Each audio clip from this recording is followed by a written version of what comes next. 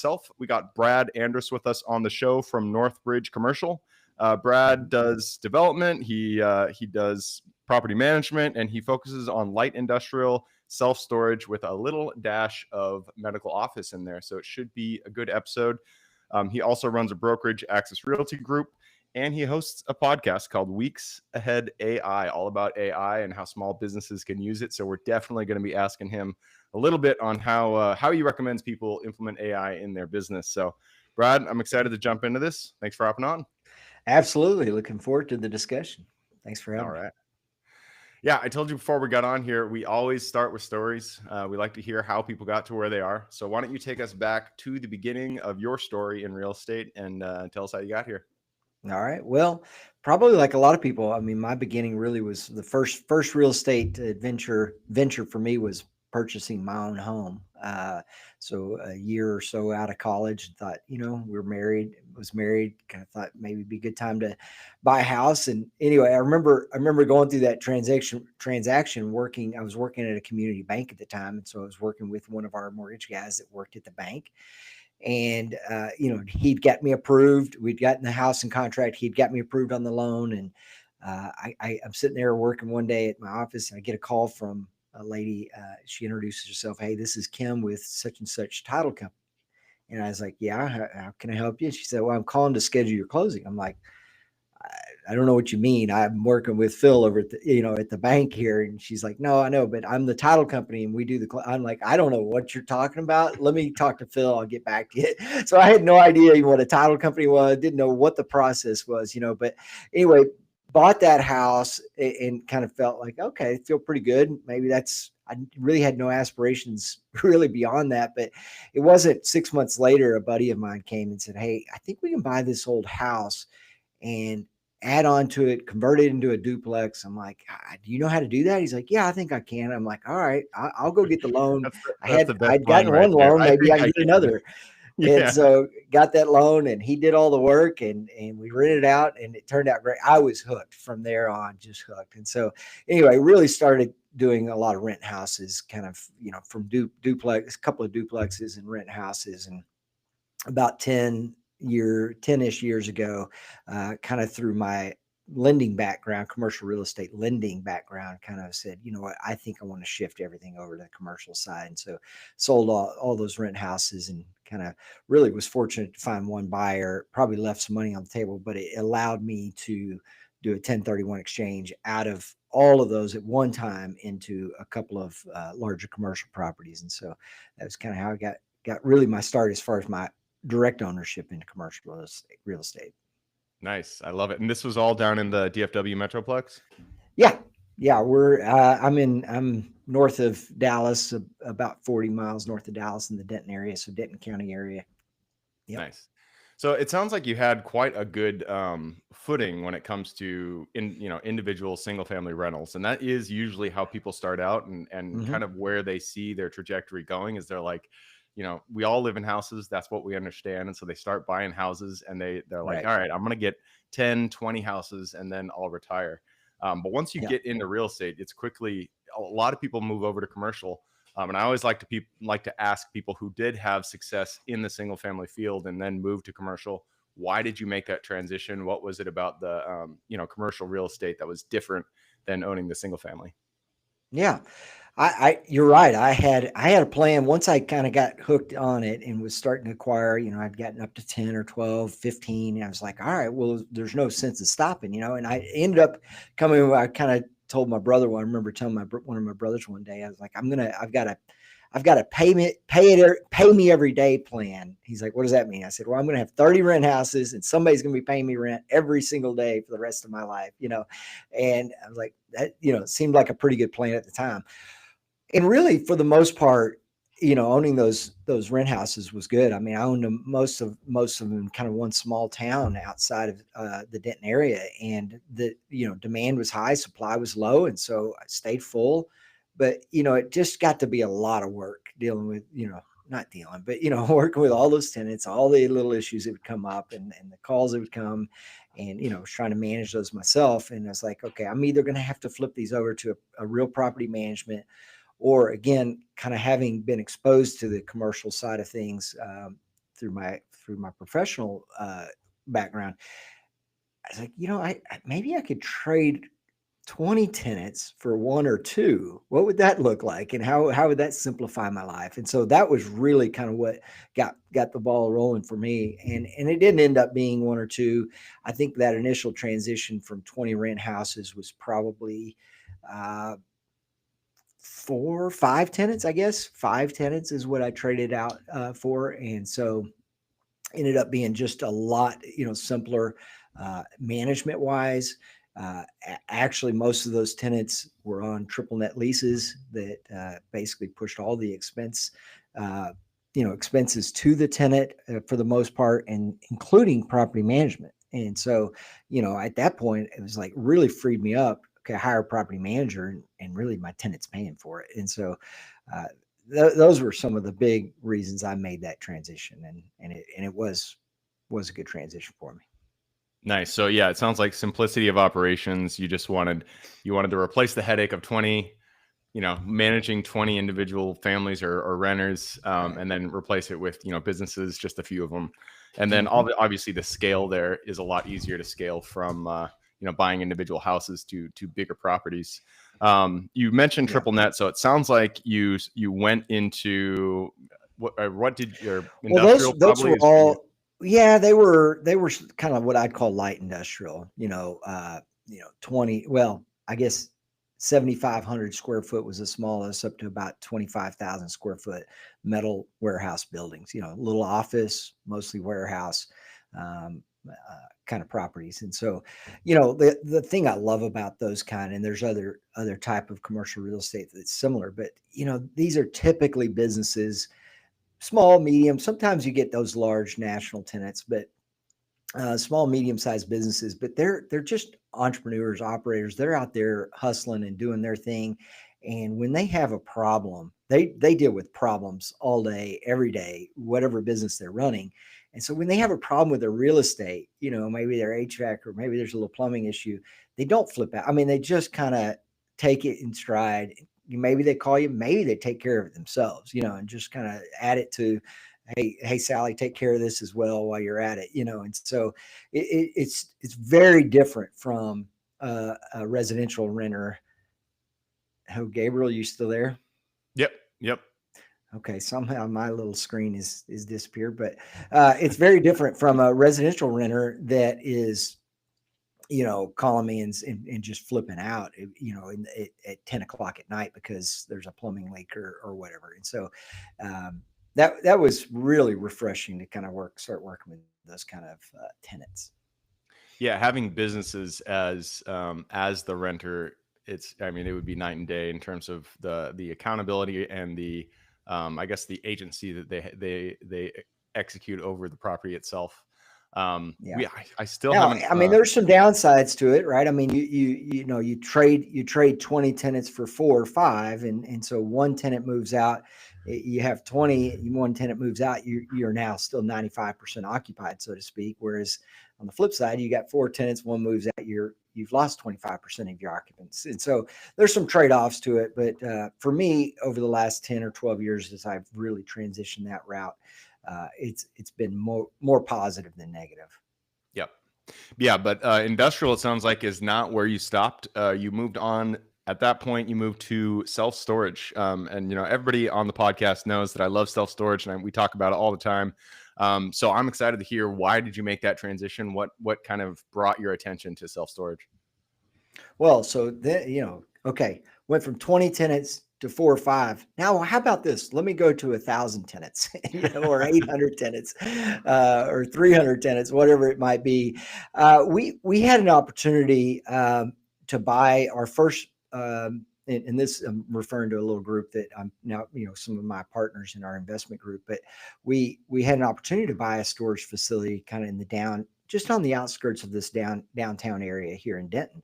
And really, at the time, we didn't know anything about storage, but we knew it was good real estate. It's like this piece of property someday it needs to be scraped. This needs to be a mixed use multifamily project. It's not what we do, but we recognize the value of kind of where that land is. And so we just chalked it up as a covered land play. There's a Mm, lady there in the office that she already kind of knows how to operate it. We'll just keep her on staff and she can keep doing her thing. And well, we got in there and realized they seem to be a little low on their rent. I wonder if we can't, adjust the rents a little bit, tweak, tweak, tweak. And it's like every time that you made this adjustment, barely anybody moved out. And it starts to realize, wow, okay, my trade off for having a bunch of month to month rent tenants and renters is that if the market justifies and demands and is strong enough that we can push those rents instead of a 2 or 3 4% annual increase like a normal commercial lease. We could do 5 to 10, maybe 2 or 3 times a year, again, depending on the market. So that was pretty interesting, especially where it was is that literally low. They were really low on their rent. So that was really our first foray into it, first exposure, and said, you know what, this is a pretty good little business. Yes, that is a good covered land play, but we like this business. And so from there, we started scouring, kind of trying to find some sites to build ground up, and have successfully done that a number of times as well. So uh, great little business, but it is a business. It's and when I was in banking, I mean, I kind of started to learn, okay, there's certain types of real estate that are not just a real estate play. They're businesses. They're full-fledged operations associated with this real estate, and self-storage is one of them. Car wash is another example. And so there's several type of real estate plays you can make that really also come with a full-fledged business. And so you've got to be prepared for that. I mean, you can hire that out and do third-party management, but even then, you're as the owner, you're kind of managing more than just an asset. You're overseeing, a business as well, and so you got to really think about it in that way. Yeah, yeah, absolutely. And that's something that I didn't when I got into self-storage, it's something that I didn't quite understand. I mean, somebody had told me, but I didn't really understand, on the ground kind of experience that it is a business and you do have a lot of transactions, a lot of people coming and going. And so it's a lot different than the other asset that we own is mobile home parks and RV parks. It's a lot different than that kind of real estate where people come, they Yeah, stay for months on end, and there's right. not a lot of churn. And so, yeah, self storage is definitely different. So, do you guys manage all your self storage facilities in house? Are you guys vertically integrated, or do you have a third party? Yeah, we are now. So when we started, really when we started developing brand new and ground up, and it was kind of the leasing aspect of it, taking a facility like the first one we built was literally 850 units. Hmm. And so it's like that seemed pretty daunting. We had experience in managing like that first facility, and then we had bought a couple more smaller ones. And so, but those were already, 80, 90% occupied, and we're just managing rents, managing tenants, that kind of thing. But it was a little daunting to say we've got zero tenants and we got to get this thing up to 85, 90% occupancy, right? And so we ended up hiring that out, and hired third party managers, and had really, really good luck with that. Hired a group that owns a lot of their own facilities, but does some third party management in the DFW area. And so had a really good relationship with them for probably 4 or 5 years as we developed several others. And about a year and a half ago, we decided, what, let's take a hard look at bringing these in house. I think we've kind of gotten a handle on the game, how to do it even from a 0% occupancy. And so we have now brought all of them in house. Nice. Yeah. So lease up, you guys, it sounds like you mastered that. What is the strategy you guys use? Especially, I mean, new construction, you're taking it from zero to you're trying to hit that stabilized 85, 90% occupancy. What is the strategy you guys use to get that occupancy? Well, right now, you probably can attest to this. I mean, this self storage market's a little soft. I mean, storage relies on people moving around, and so the housing market being soft right now, is kind of keeping, or people talk about they're locked into their interest rates. They can't move. They can't justify selling their house and leaving their 3% interest rate, and so there's just not enough people moving around to Mm, really have a huge demand, or strong enough demand for the product right now. So what we're doing, our strategy right now is just, I mean, I'm not saying we'll take any number, but we're looking to get it full. So get it as full as possible and take kind of whatever rate, get as aggressive on our rates as we need to be. Hmm. Fortunately, we try and structure our deals where we've got enough equity on the front end that and enough interest only period in that development loan that we can you know take 2 or 3, even 4 years to kind of build up that occupancy, even if it's a below. They're talking about economic occupancy. Our economic occupancy is not where we'd like it, but our physical occupancy is, and we can rate manage that from there, in time. And so that's Yeah. been our strategy over the last couple of years as things have softened up. Yeah, we've also tried that, and I feel like it's kind of a double-edged sword. Yeah, Lowering rates that much. We went like 50% of market. We went pretty far down just to boost occupancy, and we yeah, found that we started attracting tenants that we didn't want in the facility. yeah, yeah. There is And that. people started living in their units. You got to kick them out, and Yeah. people will start breaking in. So how do you guys manage that aspect of it, of attracting the right clientele to start renting from you? Yeah.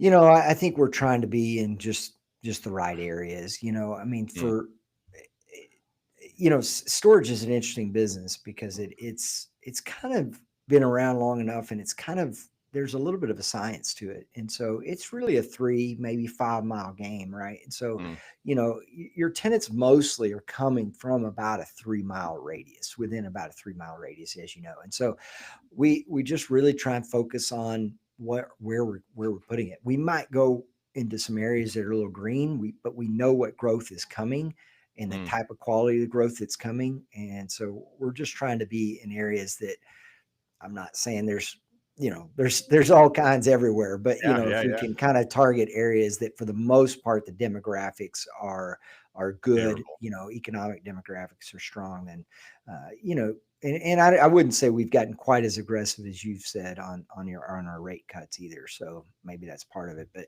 it certainly happens, and that happens in any facility or any property you have. You're going to have some rotten tenants, right? And so management, good strong management, trying to underwrite that or take care of those problems just right off the bat as they come up. Management's key to any kind of real estate that you might own. Yeah. I mean, you mentioned location, and that was a lesson I learned the hard way right at the beginning. I was chasing. I wanted to flip some storage facilities, and so I bought Yeah, this facility. It was just like it was dirt cheap in this area in Hot Springs, Arkansas. yeah, And I was like, this is if I did this would be like a 16 cap at the back end, and so right. I ended up buying it, but I learned if you buy in the wrong spot, you're going to get broken into every single day, and it's a problem. Yeah, So we definitely have switched strategies since then. yeah, yeah. All right, you've already mentioned a little bit about the market. Let's talk. Let's go one level deeper into that. There's a lot of uncertainty in the market in general right now. What do you see for the next year or two? Like, what is your guys' projections? Man, we have been for the last several years really thinking, okay, there's been a lot of talk of distressed assets. Maybe we'll find some opportunities in those, and just loans maturing. You hear about this in the news and people talking about it, but it's like we're not seeing that, not feeling that. I mean, Hmm. yeah, things are a little soft, and people are like, developers are kind of having a little harder time filling up their space. But I don't know, Gabriel, something in the last, and maybe it's this one particular asset class that we're starting to find some luck in. And so boat and RV is another kind of type of storage facility, right? That a lot of times in our storage we'll add some RV and maybe some canopy, some enclosed, fully enclosed, some canopy, maybe a little bit of open parking. But 20% of our units are that type of boat RV kind of facility or storage. And so, but we have also developed some just entire 100% boat and RV facilities, and those really, that was kind of the thing to do out coming out of COVID. The demand was huge, and so that has softened even more than just traditional storage. We still own and manage those, and again, just doing fighting tooth and nail, at every turn on those. But for the most part, because we're doing them, have good clean facilities, we manage them tight, we're trying to keep the upkeep right. we're staying full. And so maybe not kind of quite at the rents we want. But in the last 6 months, we have started seeing opportunities to buy distressed assets. And Mm, this is one asset class in particular that we have identified that there's a lot of distress in, at least in our area. And so we've actually acquired the notes on 4 or 5 properties and kind of stepped mm. into the bank's shoes. And if we couldn't end up working out those loans, have ended up foreclosing on those properties. And so I don't know that this will be our business model long term. We're kind of enjoying it, but you know, like a lot of real estate, small real estate groups, we're opportunistic, and so we're looking for kind of where we can get some good returns. And we know how to own, we know how to underwrite, we know how to manage, we know how to take care of properties. And so where are those opportunities coming? And I think we're seeing an opportunity for us anyway in the next year and a half of probably playing in that realm of more distressed assets. Now, if interest rates come down, and they are coming down, as they continue to come down, I think that it's certainly possible that people will kind of manage their way out of work their way out of those situations. But it's I remember in banking, we used to say, "Hey, the market's about to turn and get really, really rough. At least the housing market, when you start to see all these new builders show up. Basically, these guys that they're not builders; they just, hey, I can make money building a house, and I know how to call some subcontractors, and so they start building houses. And you start to see a lot of that, and it's like there's just too much hype, too much going on here. It's going to crumble, and it kind of does. Well, what I've seen in some of these asset classes, there's just too much capital, too many. And I don't want to knock on anybody, but I mean, too many people that really didn't know what they're doing jumping into some of these spaces. And so, and I don't want to claim to be the end all be all that we know everything, but if you really aren't on top of your game, well, you can stumble pretty hard. And so I mean, I hate to to take advantage of other people's misfortune, but that's kind of what we're seeing some opportunities in. So we're kind of excited about that, really. Yeah, I mean, commercial real estate is definitely no joke. You need to have a game plan, and you need to be ready to build systems to fix problems as they come up. One interesting thing that you mentioned there is that your guys are buying the notes, and so you guys are you buying like seller finance notes that people have with their property and they're not able to support them anymore, or are you going directly to banks for These non-performing notes? Yeah, these have been bank notes, traditional bank, community banks. And in our little, the, I would preach to anybody, for at least from my opinion, real estate's a local game. Like I just encourage people to just dive into your 20-30 mile radius, if it's a strong area, and we're fortunate in our area that it is. I don't even get outside of. I mean, there's plenty of opportunities in Dallas or Fort Worth. I don't even go down there hardly. We're just kind of in our 20-30 mile little bubble here, and get to know all the players. Get to know really what makes the real estate work in this area. Get to know your lender, your bankers in the area, your community bankers. Uh, you know, your other developers, your property managers, your title companies. Get to know these folks, and as you kind of are successful in doing, owning and managing real estate, and you have good relationships with all these people, those calls start to kind of come your way. Hey, Brad, I think there's, I'm a community banker calls me. Hey, I kind of got a little problem here. What do you think? You think you can help us? You got any advice? Or maybe we just like to get rid of this one. Y'all interested? And so now that's been upwards of 20-25 years of relationship buildings that's led to these kind of opportunities. But I just don't think, for us, I don't think I'd have those same type of opportunities if I was trying to play in 30 other markets. It's just Mm. no way I could have those kind of relationships. So that's what's Yeah. worked for us. Yeah. Yeah, and I've noticed, I mean, we've done, I think you're episode 610, so we've had a lot of guys on the show, and, I feel like people kind of fall into 2 camps. They either focus locally, so they focus on their market, or they focus on an asset, and they either get Yeah. good at their market, or they get good at, Yeah. you name it, short-term rentals. They get good at Right. self-storage. They get good at multifamily. And you Right. really do need to both strategies work. I mean, people are out there crushing it with both strategies. And so Yeah. but you really need to focus in on one of them, and you can't try to like do all of the different assets nationally, because if you don't have the boots on the ground, you don't have the connections, you don't have the experience, and that's an easy way to crash there. That's a good observation, and that makes it really resonates with me. Yeah. Yeah, if you want to be in a bunch of places, be very, very, very narrow in what you're doing. If you want to really cultivate the field around you, yeah, maybe you can diversify a little bit more. Yeah. All right, man. Well, dang, we're way past the 20-minute mark. We're at 26. So I do have to push Uh-oh. us on. I know Yeah. it's all good though.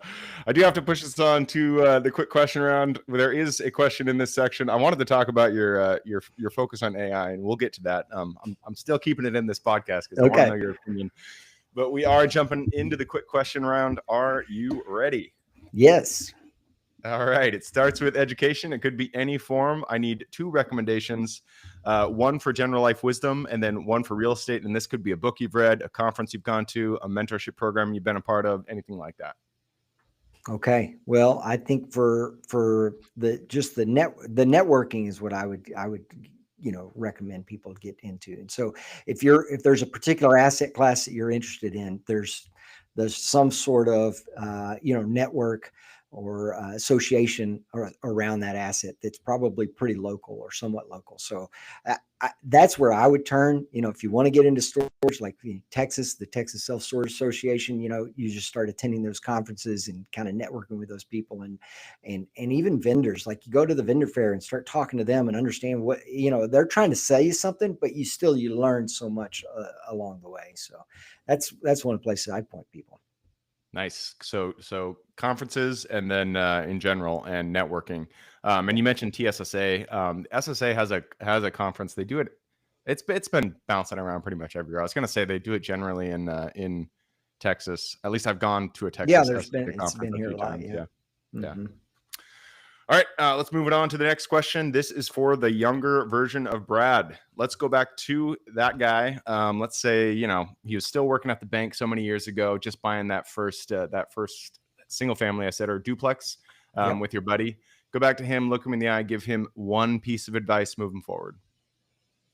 Don't get too down on your failures, man, and because you're going to make some mistakes, you're going to have some failures. And I had, I mean, in that downturn, in '08, I really stumbled and I had some missteps, and but overall, I can't appreciate those missteps and that those failures enough, because they really taught me a lot. So I just say, don't get too down on your mistakes. I mean, you got to learn from them. You don't want to repeat them, but don't get too down. It's a long game, and if you keep fighting and grinding, you can come out ahead. Yeah, yeah, absolutely. Keep moving forward, and you're gonna get hit in the face. It's just gonna happen every like Hmm. pretty much every Hmm. deal. Something goes wrong, and so you Right. just got to keep moving forward. All right, next question. This is kind of an easy question for you. I think I know how you're going to answer it, but I'm going to ask it anyways. The United States is a big place. There is a lot of opportunity out there. Give me the single metro you're most excited about investing in today. Yeah, Denton. No, yeah, certainly this DFW area, we love it. So it's a strong, great market to be in here. Yeah. Well, and I mean, I feel like you got luck is half of everything, but the I can't remember what highway it is from DFW up to Denton. You guys are having a huge 35. growth. Yeah. Yeah, Hmm. yeah. The all along that corridor, you guys are crushing it. So that's definitely Yeah, a good area to be in. it really is. Yeah. All right. And the next question is about finding deals. It all starts with getting in contact with the seller and penning that purchase agreement. So, what is your favorite way to find new deals? Mm. Like I said, I think the building these relationships with other people, and not knowing, again, not knowing that a deal, it might take 5 years for a relationship to turn into something. And so for me, it's all about building relationships with other brokers, with other developers, bankers, title company. I mean, we've got a great some great relationship with title companies that also from time to time call us and say, hey, you need to let me connect you with this guy. He's trying to do something or wants to sell something. And so for me, it's all about the networking. I mean, I don't have a silver bullet and call, if you're cold calling a seller and here's what to say, for me, it's about relationships, and hopefully somebody else can kind of that seller trust can kind of make that warm introduction for me. Nice. All right. Speaking of things going wrong, let's talk about lessons learned. Not every deal we get into goes the way we expect it.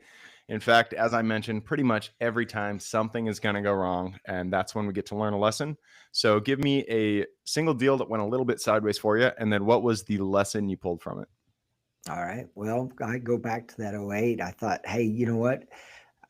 I've been building some of these single family houses for myself, rent houses I ended up, I didn't tell this story, but I ended up saying, I think I can GC these. And it kind of back to my point about, hey, not everybody's a GC, but for my own rent houses, like, well, I'm having a hard time trying to buy some. Let me build some. I can find these lots and build some. And so that was working. And then it's like, some people were like, hey, can you build me a house too? Well, sure. I guess I can, I know how to do it. Well, that led me to, there aren't enough lots out in this area. So let me develop some lots and then I can build on those. And so anyway, the lot development game, which I know a lot of people are very successful in that business. That's a dicey game. And for me, I got stung pretty hard there. And primarily where I got stung was the fact that I had debt on it. So the biggest lesson I learned in that time, and I've tried to apply for the rest of my career, is I still like debt. I mean, using leverage and kind of maximize returns. And you just simply don't have enough cash to do everything, liquidity, you have to do everything you want to do. So I'm a believer in leverage, but for me, it's only when I know that I've got a strong income source to offset that. And so I don't want debt on land, raw land, vacant land. I don't want it on. I mean, I might take it on a development deal where I know I've got a great plan for getting income coming in there. But anyway, that was the big lesson learned there. Especially in particular, don't take debt on raw land. If I don't have a great way to repay it. So. Yeah, that makes 100% makes a lot of sense. You Yeah. don't take debt on something that can't pay itself off. So, Yeah. yeah, I like it. All right, next question is the obverse of that. It's talk about the highlight reels. Sometimes you get into a deal and everything seems to go right, and it kind of stands out in your mind as one of your favorites. So, take us back to your favorite deal. What was it, and how did it go? Man, I think I'm in it right now. I'm just having a lot of fun. This has been a couple of these properties that we now own. We acquired through foreclosure, and again, I'm trying to glaze over the fact that somebody else was really suffering there, and so I know that's a real part of it. But for us, it's really been enjoyable to work with the bank, have again from a long-standing relationship that initially said, hey, I think we might own, the bank says we might own these, could you manage them? And I'm like, do you really want to own them even for a short time? No, we'd really just rather get out of this. Okay, can we talk about buying the note? And so the negotiation of that then led to trying to work with the borrower, that then led to us being, again, as the lender, going in foreclosing, and now we own this thing. That it's not through a traditional sale where the seller is necessarily cooperative in sending all their files over. This is a foreclosure distress sale, and so you're having to work through all those kind of issues. And then coming out on the other side of that, we've sold a couple of those and have been very successful in doing so. So those have been really fun. Nice. All right. Okay, so we're on to the new question in the quick question round, and this one is about AI. I've been a big proponent of it recently. Well, as long as I've been involved, I understood the impact it's been having, or it could have, on a business, and I've been trying to put it everywhere I can responsibly do so. I know you got a podcast about AI, so tell us, how have you been implementing it in your business, and what are some recommendations you can give people who want to start themselves? Yeah, well, so certainly love for any of your listeners to check us out. Weeks Ahead AI, all the streaming platforms on that podcast.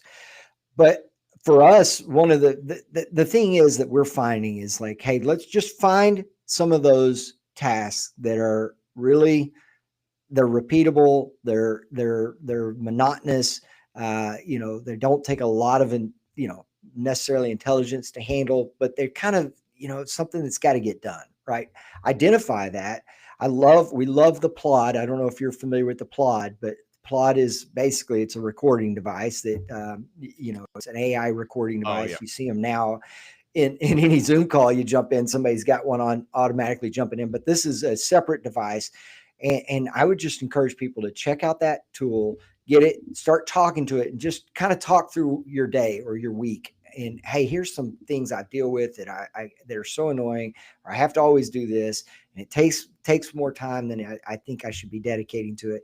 And as you describe it, and then you let AI kind of give you a roadmap for how you could solve that, there's some real gold there. And then Yeah. eventually from that, we're what we really believe in strongly is building agents, Mm, specific agents to handle specific tools or tasks, I should say. And so I'll give you one quick example, Gabriel. We built an agent that analyzes our monthly financial reports property reports that we give to. So we manage upwards of 80 properties. Two-thirds of that's probably third party. And so every month we send out a monthly property management report that's 40, 50 pages. I mean, it's got a lot of detail in there. And we were kind of having this bottleneck getting those out to our clients on a regular, a monthly basis in the timing that we wanted to. And a large part of that was not just the compiling, but the reviewing, a final review. Did we have everything right? Is it even organized? Do we have the right name on this thing? And then, yeah, are there any variances in the budget versus actual that we need to point out or we can speak to when we send this to? And so we build an agent that just reviews, hey, before we finalize this and send it out, review this report for these 10 things. And we've given it 10 very specific things to look for. We throw it in there, it does that analysis. And now, it's taken our senior property manager, she was spending, 2 days on these reports, getting them out. She now spends maybe 2 hours. And so it's yeah. just things like that. And so finding those, whatever it may be in your business that's kind of repeatable, but monotonous and time consuming. And how can we train an agent to take care of that work for you? Yeah. Yeah, absolutely. I mean, even my podcast, it went from taking the VAs like 10 hours per episode or per week to get everything, create the thumbnail, get the Mm-hmm. description for YouTube, all that stuff. Took them a ton of time to do it every single week. And now we've implemented AI at every step and it takes maybe 30 minutes. It's crazy Right. how much it like cuts it down. So Yeah. yeah, I love to hear that. And that Plod, is that the thing that you put it on it like it's like a lapel pin They do essentially? have a And lapel pendant kind of thing. I don't use that. The one I use, and I unfortunately don't have it with me, I'd show you, but it just actually there's a magnet, it just clips right on the back of your phone. And so you can use it while you're having phone calls, or you can just have it out. I mean, it'll literally record phone calls for you, but also just take it off and just set it down there in the desk while you're meeting with somebody. And so we've used it during lunch meetings, even when we're discussing something and lots of noise around, but it picks it up, deciphers it, and sends you kind of the you can either get the transcript from it or the summary from that meeting. So very great interesting. tool. Yeah. I've been tempted to get into those. I haven't done it Get yet, but maybe get this will be applaud. the Get yeah, applaud, Gabriel. I this will highly recommend it. this will be the straw that makes me Mhm. actually do it.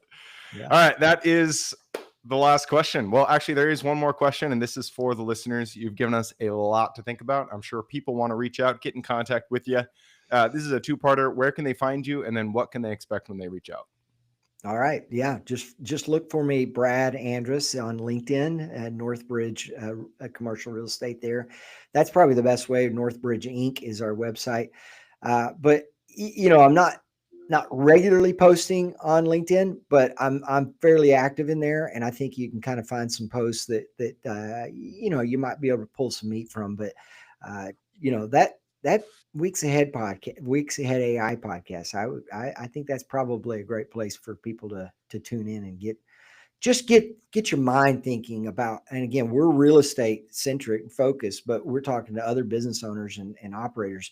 Just start getting your mind open to what the possibilities are using AI. And it's not going to, we're not looking to replace all our employees. We're just trying to augment and, Mhm. support and like you say, save some time and be more productive. So. Yep, absolutely. So I will put those links in the show notes. If you guys want to reach out to Brad, get involved, maybe listen to his podcast, all you got to do is click that little more in the description. It's going to pull down that full description, and in there you can find his links. Cool. All right, man. That wraps it up. Thank you very much for hopping on the show. Yeah, thanks for having me. I've enjoyed it. Absolutely. For everybody who's with us today, thank you guys for showing up. You are the reason we do this. So if you guys have any questions, reach out to me, Gabe at therealestateinvestingclub.com. If you guys want to support the show, just leave us a review, a comment, anything like that. Other than that, I hope you guys have a great week. Keep rocking real estate, and I look forward to seeing you on the next episode.